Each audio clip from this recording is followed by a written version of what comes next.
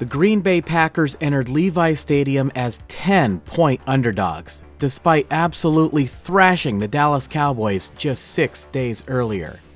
And earlier this season, the Packers had beat the Lions in Detroit. Could they be considered legitimate Super Bowl contenders? The Green Bay Packers wanted to make that case. But first, they would have to get past the San Francisco 49ers. Welcome to Josh's Football Breakdowns, where we don't tell you what you're seeing, we let the film tell us what we're seeing. And what we saw in the divisional round on Saturday was the epitome of the axiom, great players aren't always great. They're just great when they have to be. Like in the Cowboys game, Green Bay would win the coin toss and request the ball. They wanted to score first and make a statement. We'll pick up their drive 2nd and 6 from their own 26-yard line because there are a lot of plays I want to show you in this game, and I want to make sure we have time to look at all of them. The Packers decide to double team Nick Bosa, a good idea. But Bosa splits the double team and stops Emmanuel Wilson in the backfield for no gain.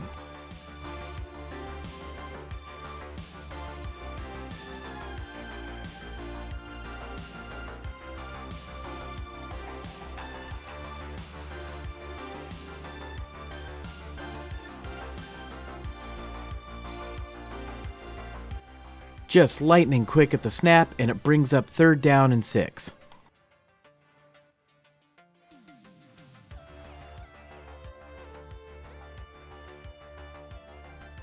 And here we would see something that the 49ers would do for virtually the entire game, only rushing with 4. On all but 2 of their defensive snaps, they only rushed 4, and in this case, they leave 2 safeties back deep. But here, Tashawn Gibson thinks he sees something and moves to the middle of the field, probably trying to defend the line to gain. And this leaves Ambry Thomas completely isolated one-on-one with no safety help. Thomas is burnt, and he commits the foul, pass interference, which gives Green Bay an automatic 1st down.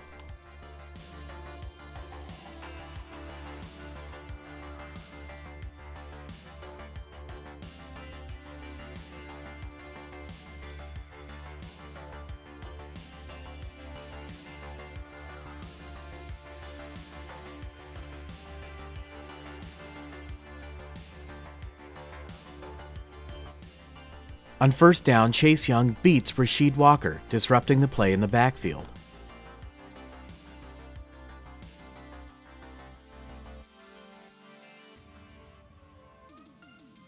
Nick Bosa, Dre Greenlaw, and Deommodore Lenoir all had great games for the 49ers. And here, Deommodore Lenoir also gets great penetration on the play. Javon Kinlaw cleans it up, and he gets credit for the tackle.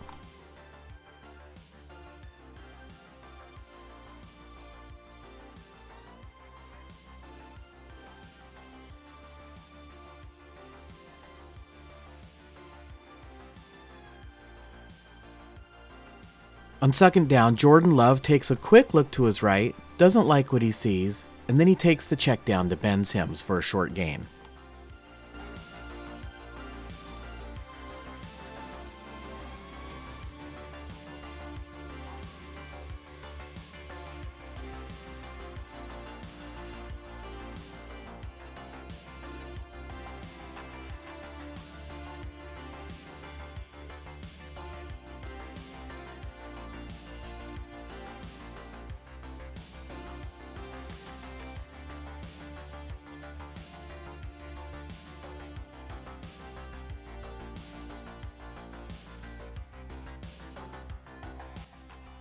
With the Packers' other rookie tight end, Tucker Kraft, being double covered, Jordan Love works the other side of the field.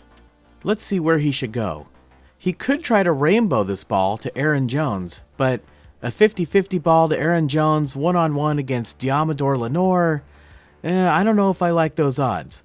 So Love decides to take the receiver who seems to have the most space, Romeo Doubs. But in a stroke of bad luck for the Packers, Doubs is being covered by Mooney Ward. And Ward breaks up the pass.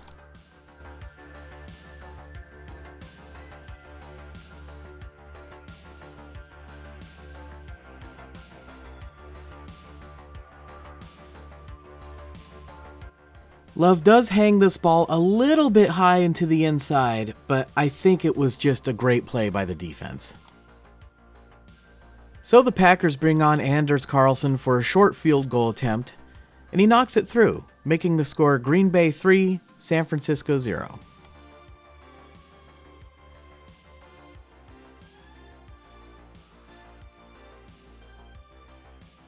The 49ers start with an edge run to Christian McCaffrey.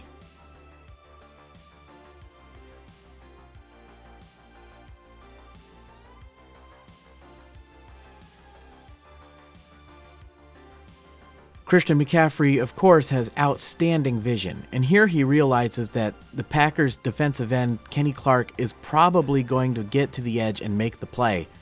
So he utilizes the cutback lane and gains 5 yards.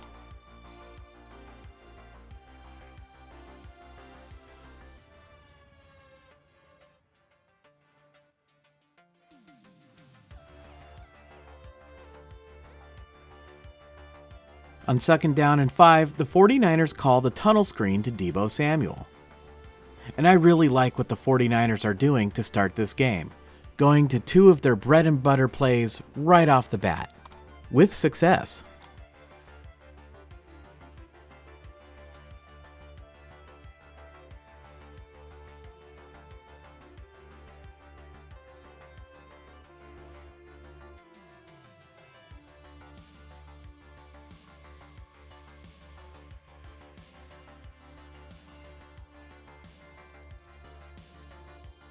But things start to go wrong early for the 49ers when Aaron Banks' false starts.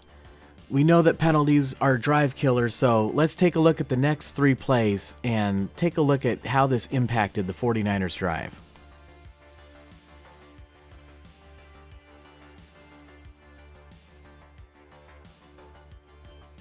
On 1st and 15, Brock starts out looking right down the middle of the field. He knows he's going to have George Kittle coming over, but there is a safety lurking back there, and that's fine. If the safety moves in that direction, great. He's moved the safety with his eyes, and he can move on to his next read. And right when he does that, he doesn't see the safety change directions. He tries to fit this ball in. Really, Brock should know better than this. The safety hadn't moved enough. Brock was trying to do too much early, and this pass is almost intercepted. Fortunate break for the Niners, but now it's 2nd and long.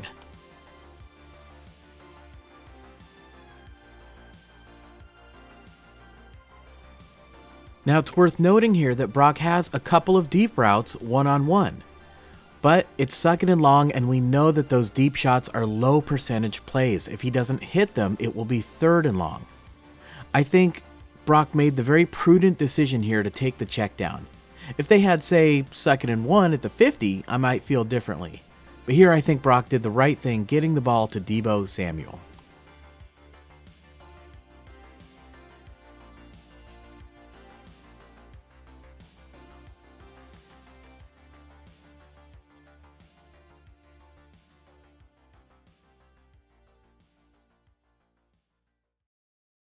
Deebo goes down awkwardly, and then a player lands on him, and we can see him laying there. He would leave the game with a shoulder injury, and his availability for the NFC Championship game is in doubt. A very bad turn of events for the 49ers. So now they're facing 3rd and 6 without Deebo, and the game plan is completely disrupted. And on this particular play, with good coverage on the back end, Brock has nowhere to go with the football, and he takes a sack.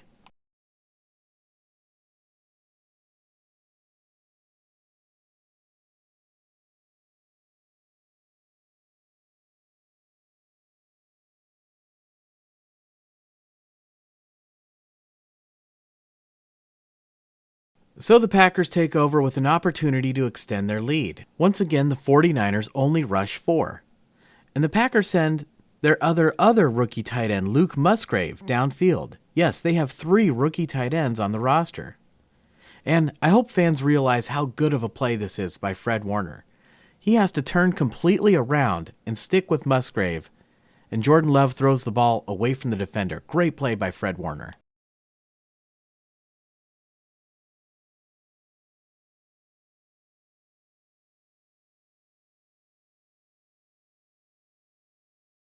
In fact, due to the threat of the run by Aaron Jones, we can see Fred Warner actually takes a hop forward first.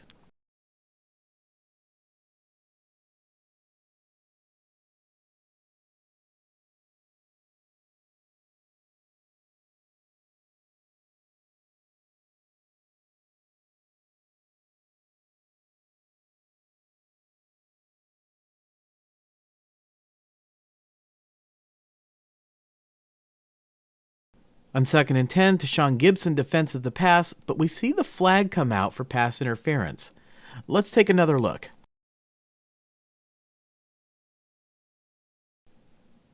And here we can see Gibson has his hands on the receiver early, well before the ball is even anywhere near there, and it's a good call by the officials. But 2 plays later, the Packers would be facing another 3rd down.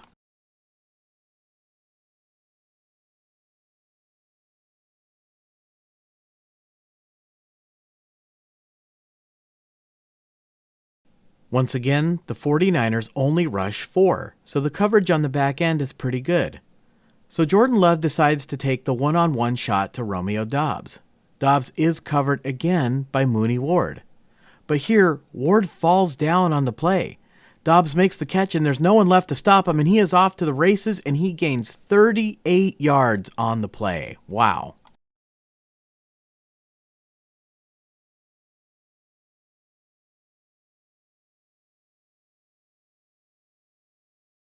Love had plenty of time to throw on that play.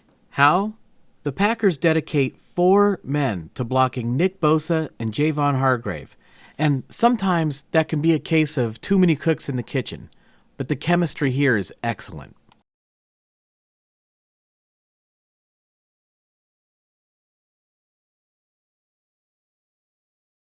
All right, we're in the 2nd quarter now, so the teams will switch sides, but this is still the same drive. And Green Bay is threatening to score again, facing a 3rd down and 1 from their own 14-yard line.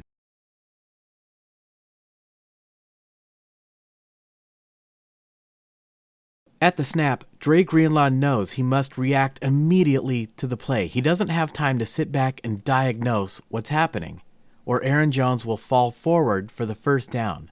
So he goes right to the gap between the center and the guard. Aaron Jones sees this and decides to take the gap between the guard and the tackle. But here, Chase Young does a great job of collapsing down and stuffing the run for no gain.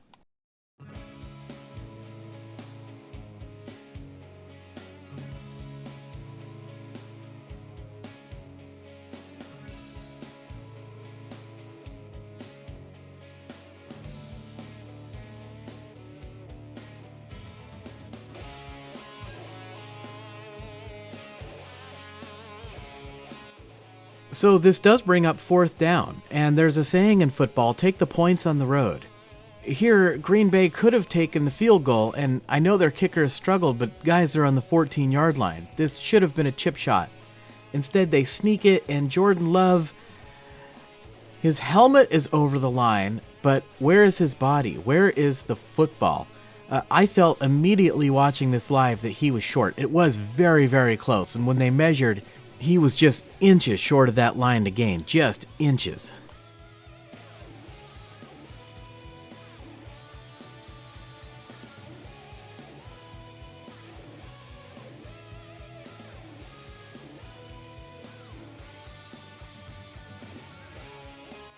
It is hard to tell exactly where the ball was, and there's a reason they don't use the player's helmet to gauge what happened. I'm going to go back to 1998, Seahawks at the Jets, 27 seconds left. The Seahawks are up by 5, so the Jets need a touchdown. Testaverde takes it, and this is ruled a touchdown.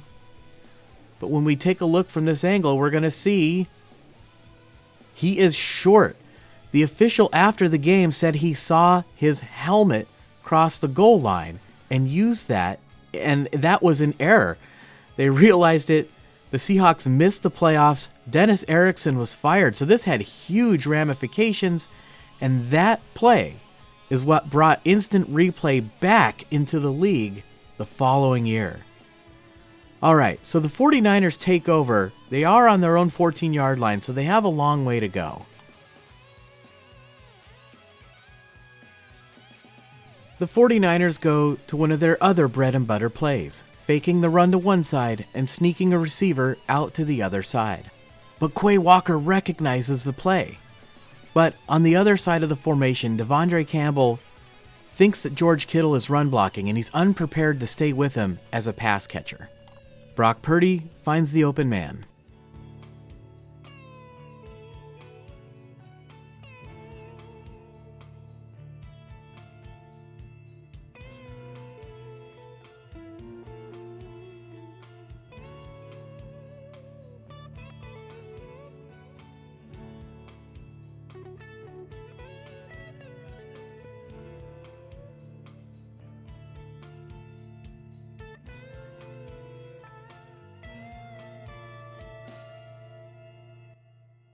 Here Christian McCaffrey comes across in an orbit motion and no one goes with him, telling the 49ers that the Packers are probably in a zone.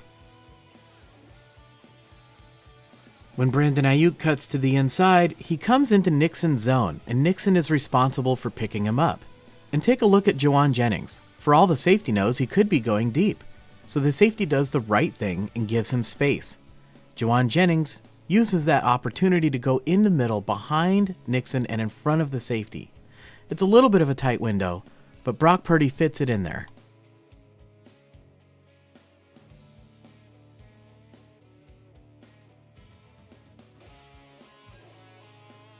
The 49ers did have some pass protection issues in this game. Here Aaron Banks gets pushed back into Brock Purdy, but Purdy hangs in there and delivers the football.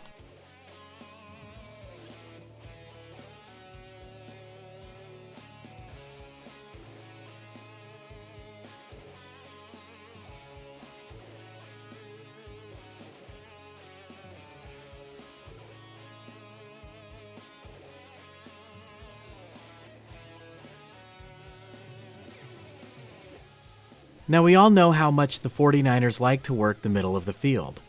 Well, here Isaiah McDuffie is lined up against Brandon Ayuk. A linebacker against Brandon Ayuk, that's a mismatch. So McDuffie decides to give himself a little bit of an advantage. He lines up to the inside to try to take that away.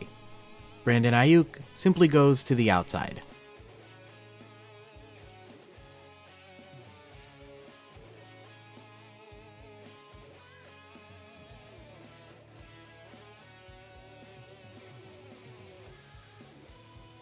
On this play, Aaron Banks was beaten again, this time by a rookie, Carl Brooks. He gives Banks a move to his right, and when Banks meets that move, he comes back to the inside. Now, I'm not trying to single out Aaron Banks here. There were pass protection issues across the board in this game. It's something the 49ers will have to clean up against Detroit. Think about the fact that Colton McKivitz is going to be blocking Aiden Hutchinson. There's a couple of different ways the 49ers can deal with that. For one thing, they can try to throw short passes like in this situation. Or they can give McKivitz help to that side. Of course, every time you do that, you reduce the number of receivers you put into the pattern. So it's something for Kyle Shanahan to think about as he's drawing up the game plan for this week. Alright, here the 49ers have a 3rd down and 5, and we see something a little unusual here. The Packers have given the speedy Ray McCloud a free release off the line of scrimmage, as well as the dangerous George Kittle. And take a look at the man defending Kittle. He's completely flat-footed here, probably just defending that line to gain. Kittle's already up to full speed, and Ray McCloud and George Kittle are just going to blow right by and come wide open. Despite that, the safety, Anthony Johnson, steps up to take away the 1st down from Brandon Ayuk. Brock Purdy exploits the rookie's mistake. He has his choice of Ray McCloud or George Kittle. He takes the throw to Kittle and throws an absolutely perfect dime about 38 yards down the field in the air.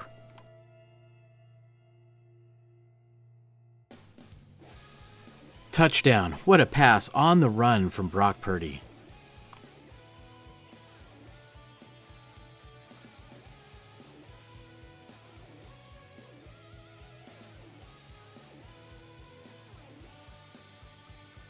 And just look at the location of that throw.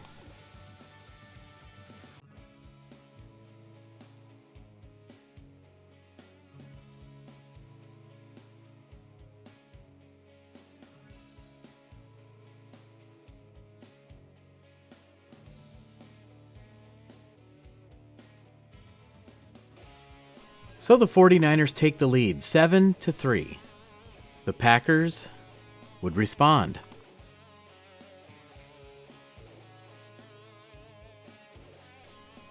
They start with the fake handoff to Aaron Jones, and then he doesn't stay in to protect, he goes immediately out for a pass route, and this is by design and would be important to the play.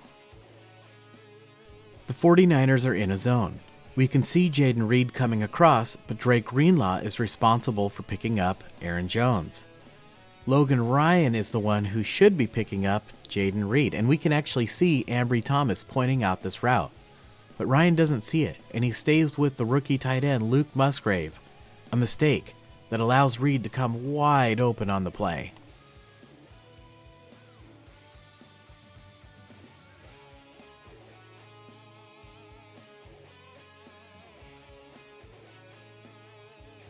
What do you need to throw the ball deep? Time, and Jordan Love is seeing the field well.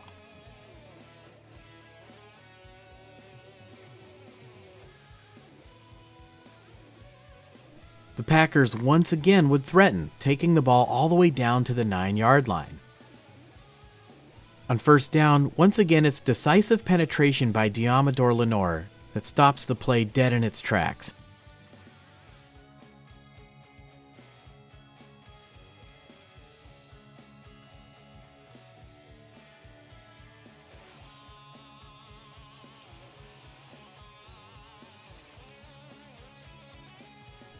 On second down, it's Nick Bosa who disrupts the play, beating the double team with a move to the outside and then back to the inside. Javon Hargrave also had a nice pass rush.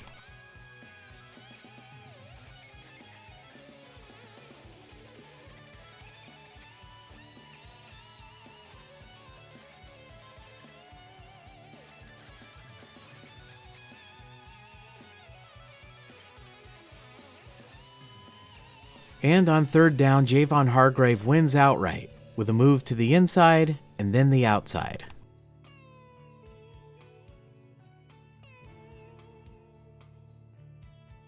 This time the Packers take the points, settling for the field goal, but think about what you've seen so far. To me, this was the story of the game. 3 red zone stops by the 49ers D early, and that made the difference. Despite everything that's happened, it's the 49ers with the lead, 7-6. They take over possession of the football with a few minutes left to try to get some points before the end of the half. The Packers go into a zone and Jauan Jennings sits up almost right after the snap. He identifies a hole in the zone and just sits up, and it's great recognition, and Brock Purdy gets him the football.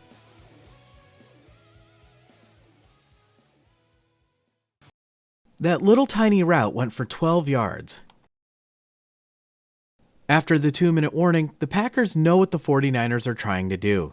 They know that they have the clock on their side. They're not going to give up a long, easy touchdown. They know that the 49ers are likelier to take some of those long shots because what do they have to lose now? So they put 2 safeties back deep, and they stay in a zone. Kyle continues to exploit the zone, running George Kittle into the area of 2 defenders. They both go with him, and nobody goes with Christian McCaffrey.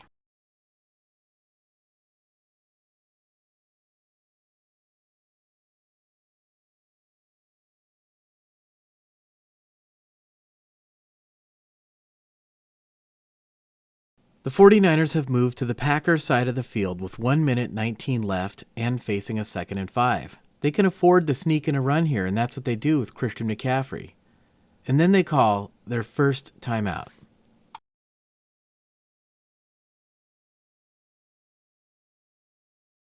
Needing to pick up the first down, the 49ers look to Jauan Jennings. And remember, the defensive back can't afford to give up a long touchdown, so he continues to give him space. That's the right move. Jauan Jennings takes the sideline. And here it looks like Jennings is well on his way to going out of bounds, but first of all, this is not allowed. If it were allowed, we can see that this would not be a very good play for the 49ers. They would actually lose yardage on this play. But as we know, by rule, the play is over when forward progress is stopped. So they do get the first down, but the forward progress is stopped in bounds. By rule, the official winds the clock, forcing the 49ers to call their second timeout.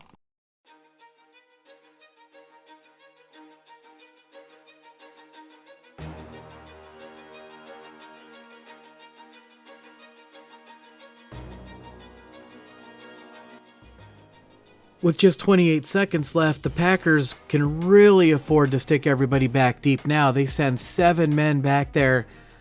Brock Purdy doesn't see George Kittle on the other side. He might have got out of bounds. He had a long way to go. In any event, he takes the underneath throw to Christian McCaffrey, which is the right move, but he's going to get stopped in bounds. Now, so much was made about this clock management at the end of the half by the 49ers. Where did they go wrong? Right here is where they went wrong. And I'll tell you why. They needed to call a timeout right here. Instead, they decide to spike the ball to stop the clock. And that is a big mistake. You can see the clock counting down, and they stop it with 14 seconds left. Here's the problem. First of all, they took way too much time in doing that. 14 seconds, they're really up against it now, and they still have a long way to go. But just as importantly, they used a down to spike the ball and stop the clock, so now it's 3rd down. They only have one more chance to pick up this 1st down, and they don't have very much time. If they had called a timeout, they would have had more time and 2 downs. You can think of it as like sort of 2 shots to try to gain some chunk yardage and put themselves in position to take a few shots at the end zone.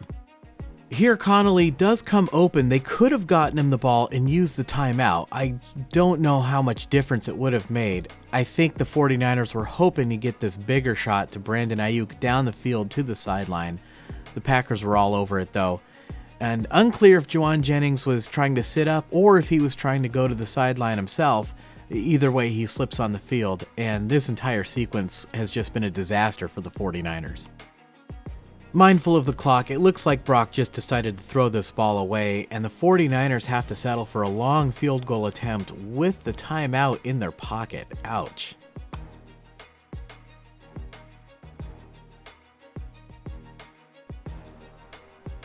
And it's blocked.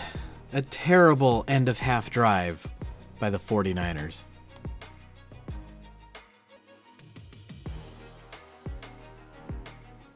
And here we get a great look. The Packers did not gain penetration on the field goal attempt. The trajectory of this ball is low, and that's why it is blocked. And that goes on the kicker, Jake Moody. Now, I do have a really good comparison to show you guys of excellent penetration. Here we see Red Bryant he's way penetrated. Look how far forward he is of the initial line. And that's what a blocked kick looks like with good penetration. That did not happen in this case. But the 49ers would get the ball to start the 3rd quarter. Now Debo would be unable to return to the game, so here Juwan Jennings lines up where Debo would have lined up in the formation, and Brock hands him the football. And Kyle Shanahan, well, he made a number of mistakes in this game, including the clock management, but he also said he forgot to tell Brock they were not going to run that play. They lose yardage on the play and have to punt back to the Packers. So you think about what the 49ers really like to do. They like to score at the end of the half and then score to open the 3rd quarter. In this game, they did neither. They are facing a 3rd down and 15. The 49ers, they only rush 4. And here we see Logan Ryan. Now, why is Logan Ryan in the game? Well, Kyle Shanahan wanted to go with experience, so he gave the start to Logan Ryan instead of Jair Brown. Ryan sits on the crossing route instead of going with the deepest route, Bo Melton, who's one-on-one against Ambry Thomas. Ambry Thomas is again isolated with no safety help, and Jordan Love takes the shot. Ambry Thomas again commits the foul for pass interference, and this would be a big penalty. Ambry Thomas had a tough game, but I still think the 49ers are in excellent hands with Mooney Ward and Diamador Lenore. And I think Mooney Ward will probably shadow Amon-Ra St. Brown to take him away from the Lions next week.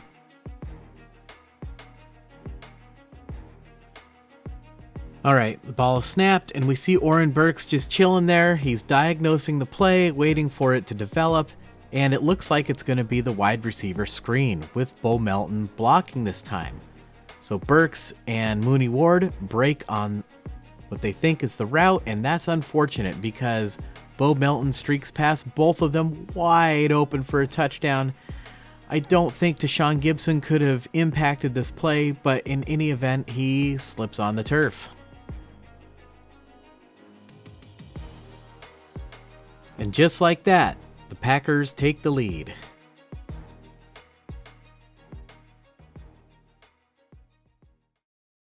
All kinds of extra little hops and hitches from Jordan Love, and they almost run out of real estate, but when you're that wide open, you just make it happen.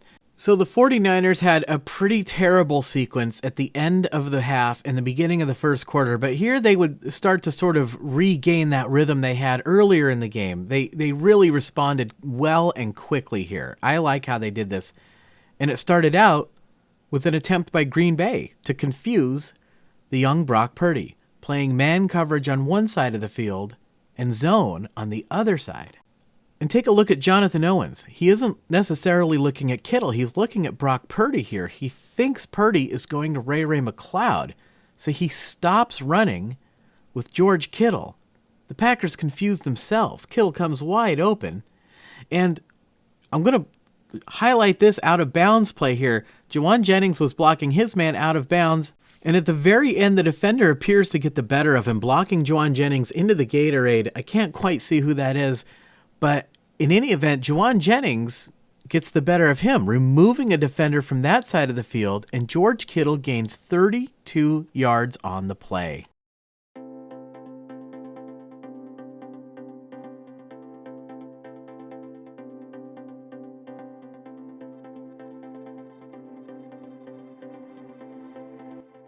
And I don't get this at all. Jair Alexander acts bad after the play, after Kittle just torched them for a monster play in this game.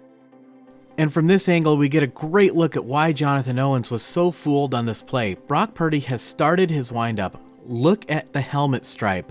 Look where Brock Purdy is looking. He's looking at Ray McCloud, but he's throwing this ball to George Kittle. Tremendous play by Brock Purdy, and it absolutely worked, and it moved Jonathan Owens.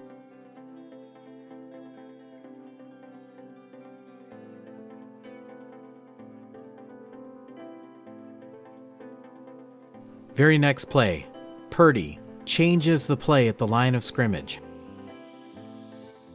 Warner asks where to line up. Purdy says no, stay over there. He wants an extra blocker on that side of the formation. He has to allow Warner to get set. Play clock is winding down. The blocking is perfect. McCaffrey makes a man miss, makes a second man miss, and he is off to the races. Wow. Tremendous quarterbacking by Brock Purdy.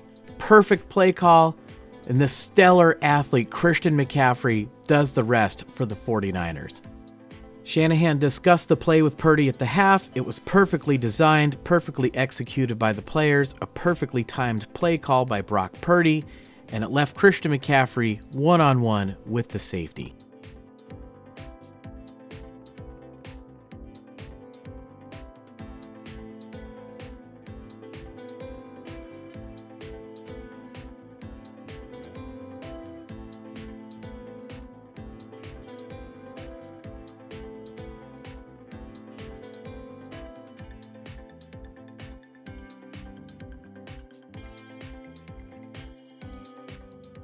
The 49ers strike right back and regain the lead, 14-13.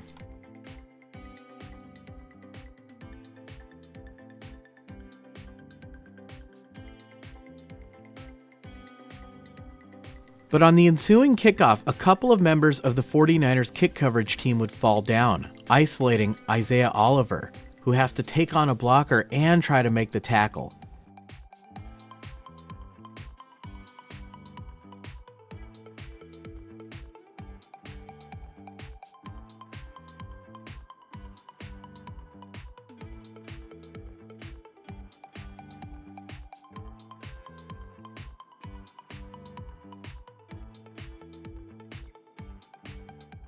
The Packers would capitalize with a pretty simple play. Tucker Kraft would go to the sideline, while Wicks would run a route like this, preventing Logan Ryan from staying with Kraft.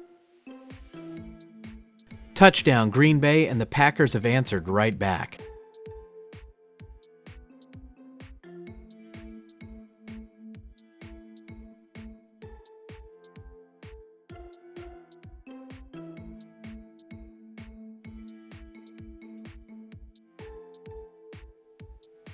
The Packers would go for 2 to give them a 7-point lead, and they use a pretty similar play design, this time sending Aaron Jones wide and having 3 receivers run into the end zone to prevent Fred Warner from staying with Aaron Jones. And the try is good.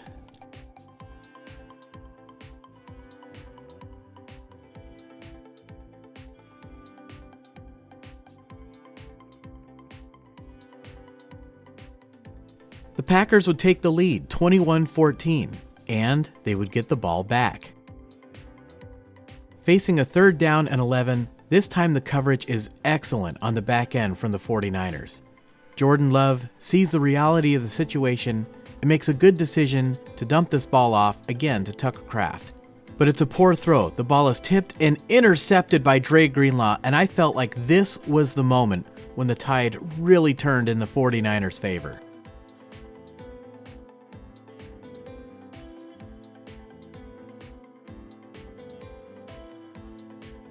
Love was probably expecting Kraft to sit up. The two obviously just weren't on the same page. The 49ers take over with time winding down in the 3rd quarter, but they're facing a big 3rd down and 9. Shanahan decides to run 2 players into the area of 1 defender. Eric Wilson stays with Chris Connolly for just a moment, turning loose Brandon Ayuk, who comes wide open, but Brock Purdy gets him the football, but it's low, but Ayuk reaches down and makes a big-time catch in a big moment. If you've been a subscriber to this channel for any length of time, we've talked about how important it is for running backs to pass protect. This play does not happen without Christian McCaffrey.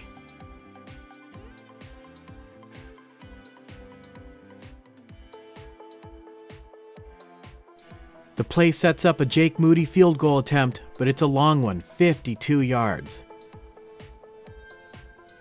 The kick is up, and it's good. Clutch kick from Jake Moody. Shanahan said coaching, offense, defense, and special teams all made mistakes in this game, but they all came up with clutch plays to win it in the end. And the 49ers would get the ball back. Facing 3rd and forever, the 49ers have a plan. They send Brandon Ayuk deep. The defense cannot allow that. The Packers also defend the line to gain, sticking 3 defenders on Ray McCloud, and this opens up the tightest of possible windows to Jawan Jennings over the middle. This is a tough throw, but look where Brock Purdy sticks this football. In the playoffs? Are you kidding me? That is elite.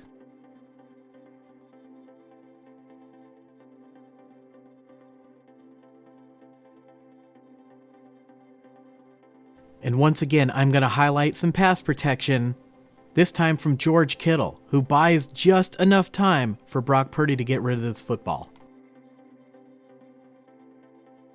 Purdy takes the hit, and oh my goodness, what a throw. Are you kidding me? It seems like every week on this channel, we're saying, well, this is Purdy's best career throw. He has a new career best every single week. This man just delivers dime after dime.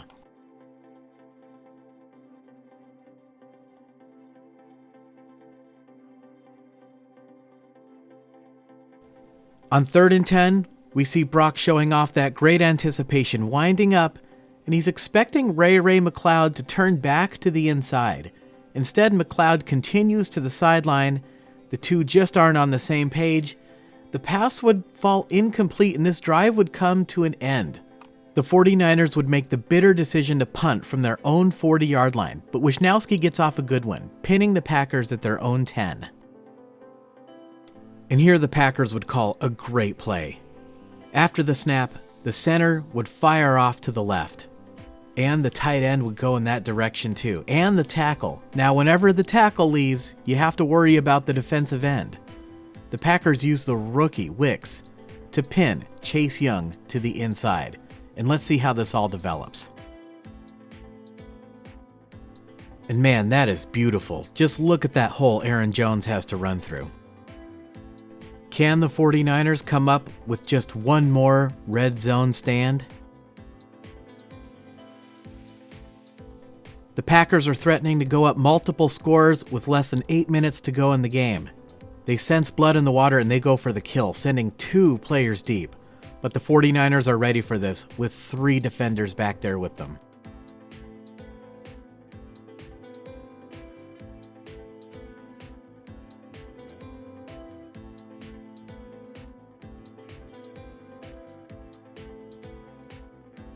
On second down, Dre Greenlaw is going to get into the backfield. But if Aaron Jones can run this ball right up the middle, he's not going to be able to affect the play. But the best laid plans of mice and men often go awry. And here, Eric Armstead beats the guard to the hole, forcing Jones to cut back into Dre Greenlaw.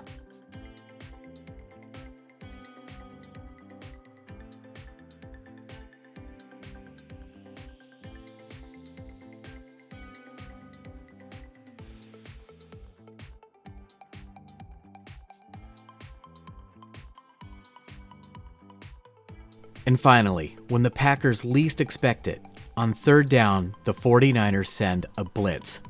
Both Nick Bosa and Eric Armstead come free, and Jordan Love is forced to throw up a shot that had absolutely no chance, and the 49ers have held.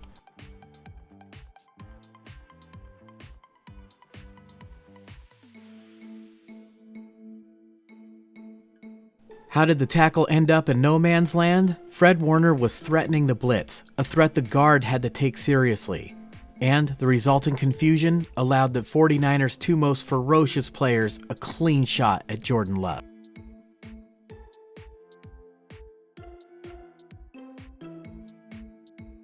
Green Bay is forced to settle for a 41-yard Anders Carlson field goal, but notice the wind whipping around.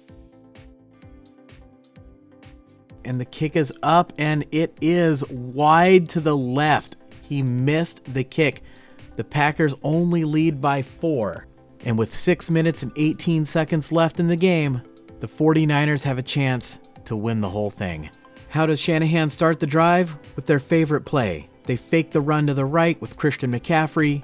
They sneak George Kittle out the other side. He's well covered. But they also send Brandon Ayuk deep. We know the defense can't allow that.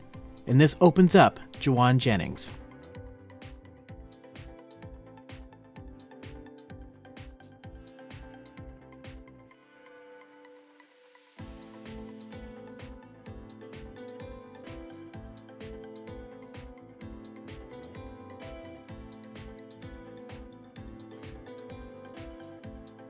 With less than 4 minutes to go, the 49ers face a second down and 5. But remember, Green Bay cannot allow a touchdown at any point on this drive or they could lose the game.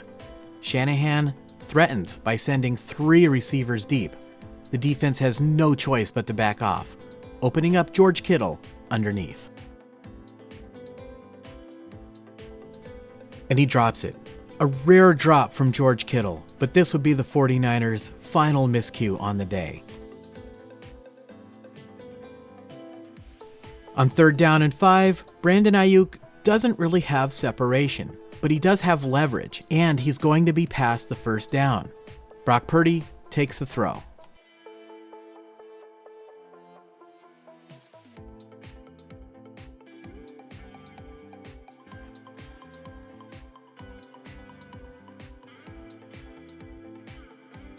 Precision pass by Purdy in the clutch.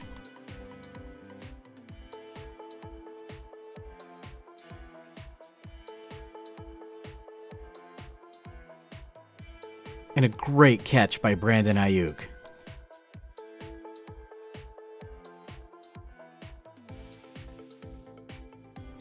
Moving inside 4 minutes, Chris Connolly appears to have beaten Valentine deep for a long touchdown. Valentine scrambles to recover and Connolly burns him to the sideline.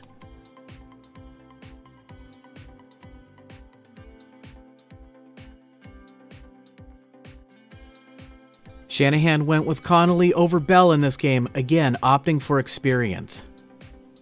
And another nice throw by Brock Purdy in the clutch.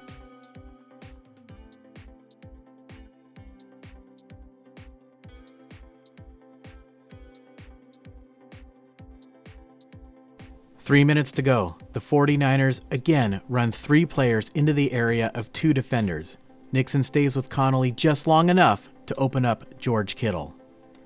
And this time he makes the catch. Every member of this 49er squad was able to redeem themselves in this game in a big way.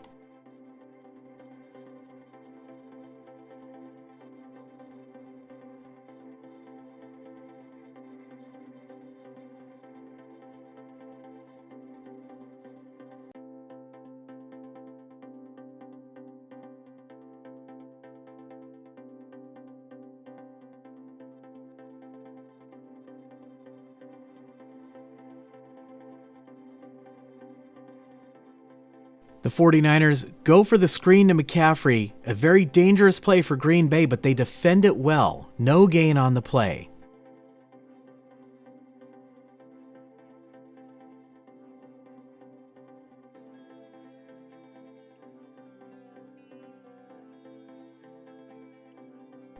We are inside the 2-minute warning. Brock decides to scramble, but he keeps his eyes downfield while he's doing it, keeping the defense honest and leaving himself as many options as possible. And then at the end of the run, he does not slide. He dives forward, getting as much yardage as possible.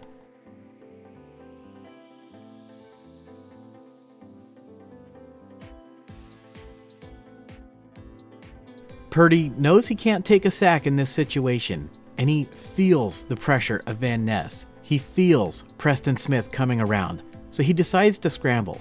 If he could have hung in the pocket for just a split second longer, he would have had Brandon Ayuk wide open for a touchdown. Now, I'm not saying that he made a mistake. This is very similar to the throw Josh Allen attempted at the end of his game against the Chiefs. He was hit in the pocket on that throw, and the result was an incomplete pass, and the Bills went on to lose that game. So sometimes things just work out for the right reasons. In this case, he gains yardage and the clock keeps running. The Packers choose to save their timeouts for offense, and everybody knew who was getting this ball on 3rd and 1. Just like the Celtics in the 80s, when there were 40,000 eyes on Larry Bird, they knew he was getting the ball to try to make the shot at the last second. Well, in this case, everybody's eyes are on Christian McCaffrey. You can't stop him. You can only hope to contain him. Touchdown 49ers, and they take the lead in this game. It's not a round ball. Sometimes you need things to break your way, and in this case, Jake Brendel and John Feliciano get their feet tangled up, and the entire left side of the offensive line falls down, and it's a fortunate break for the 49ers. McCaffrey just runs to the right side, which was so dominant on this play, for an easy lane right up the middle for the touchdown.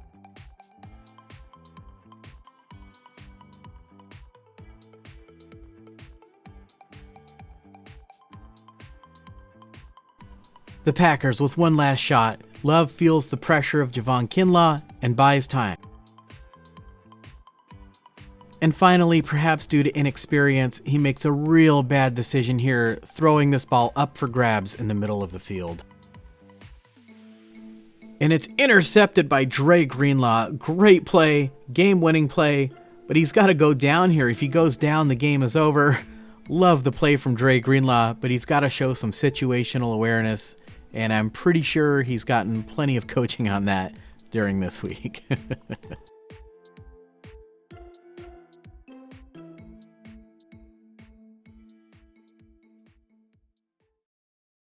And that will do it for this week on Josh's Football Breakdowns. The 49ers will play for the NFC Championship. I want to thank all my new subscribers. Actually, I want to thank all my subscribers. You guys have been absolutely tremendous all season long. Leave me a comment. I read every comment. It takes a long time to make a video like this. If you could give me just 10 seconds and hit that like button on your way out, I would really appreciate it. And finally, I, of course, have to thank those of you who have really gone the extra mile to help support the channel. This year has just been absolutely incredible, overwhelming, humbling, honoring. You guys are just amazing each and every week. You deliver. It's just incredible. I don't know what to say. I'm literally at a loss for words. I'm just overwhelmed. All I can say, you guys, is thank you so much. From the bottom of my heart, I sincerely appreciate it. Thank you so much. All right. Not too much about the Lions next week. I tried to say it all during the video, what I thought they were going to do, the approaches they were going to take. But it's going to be Lions at the 49ers, a rematch of the conference championship game from 1957. That's how long it's been since these two teams played in the conference championship. Wow, what a game. I don't know what's going to happen in that game, but you know, we will be here to break down that film, and I will see you guys then.